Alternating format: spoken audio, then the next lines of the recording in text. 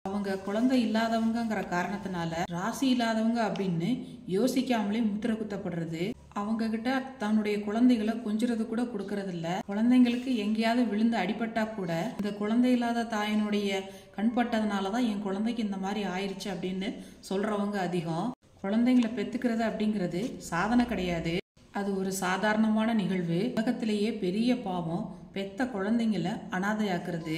இந்த மாதிரி இருக்கவங்களுக்கு மன்னிப்பே கிடையாது. குழந்தைங்களை வளர்க்கறது பத்தின தெளிவான புரிதல் இருக்க வேண்டியது ரொம்ப அவசியம். குழந்தைகளுக்கு முதல் 5 வருஷம் ரொம்ப கவனம் தேவைப்படுது. அவங்க மீது முழு அக்கறையும் செலுத்தணும். முதல் 2 வருஷம் ஏதேதோ சொல்லி கொடுக்கறத விட உடம்ப பத்தி, உணவு பத்தி, நல்ல பழக்க வழக்கங்கள், மரங்கள், சுத்தி இருக்கக்கூடிய செடி கொடிகள், கடல், மலர்கள், பல் துளக்கிறது பத்தி, நடக்கிறதையே தியானமாக்குறது பத்தி இதெல்லாம் சொல்லி கொடுக்கறது ரொம்ப அவசியம்.